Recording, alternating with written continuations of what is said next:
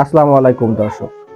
নবম জাতীয় পে স্কেলের বাস্তবায়ন নিয়ে সরকারি কর্মকর্তা কর্মচারীদের যে প্রস্তাবনা উত্থাপন করা হয়েছে, শিক্ষক শিক্ষিকা এবং বেসরকারি এমপিওভুক্ত শিক্ষক শিক্ষিকাদের কোন ধাপে, কোন কাঠামোয় এবং কোন ক্যাটাগরিতে এই নবম পে স্কেল বাস্তবায়ন করা হবে, এটা নিয়ে তাদের ভিতরে উদ্বিগ্ন সৃষ্টি হয়েছে।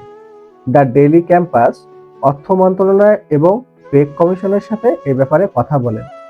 এই সূত্র থেকে জানতে পারেন যে সরকারি কর্মকর্তা কর্মচারীরা পে স্কেল যেভাবে বেতন কাঠামো পেয়ে থাকেন, সরকারি কর্মকর্তা কর্মচারীরা যে যে হারে বেতন পেয়ে থাকেন, পে স্কেল বাস্তবায়ন হলে তার ডাবল হতে পারে এবং শিক্ষক শিক্ষিকাদের যে বেতন দেওয়া হয় সেটাও সরকারি একটা অনুদান, এটাকেও সরকার দিয়ে থাকে। সুতরাং তারাও এই পে স্কেলের আওতায় আসবে।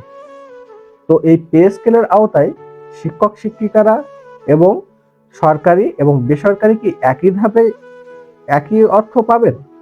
এটা নিয়ে একটা বৈষম্য তৈরি হয়েছে। পে স্কেল বাস্তবায়ন হলে সরকারি শিক্ষক শিক্ষিকারা পাবেন ৪৫ থেকে ৬০% বাড়ি ভাড়া, সেখানে বেসরকারি শিক্ষক শিক্ষিকারা পাবেন ১৫% হারে বাড়ি ভাড়া।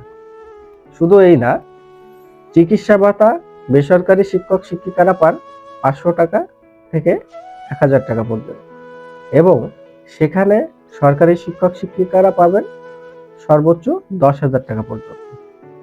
এছাড়া আপনার উৎসব ভাতা, বৈশাখী ভাতা এবং যে বাৎসরিক একটা বিনোদন ভাতা, এটা কিন্তু সব বিষয়ে সরকারি এবং বেসরকারি শিক্ষক শিক্ষিকাদের ভিতরে একটা বিরাট বৈষম্য তৈরি হবে। তাছাড়া বেসরকারি শিক্ষক শিক্ষিকাদের ছেলে মেয়েদের পড়াশোনার জন্য বাৎসরিক হারে ১,০০০ টাকা শিক্ষা ভাতা দেওয়া হয়ে থাকে। এটা বেসরকারি শিক্ষক শিক্ষিকাদের দেওয়া হয় না।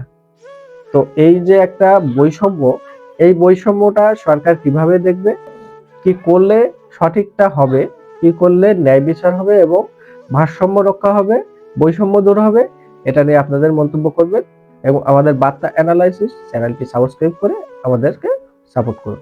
আসসালামু আলাইকুম।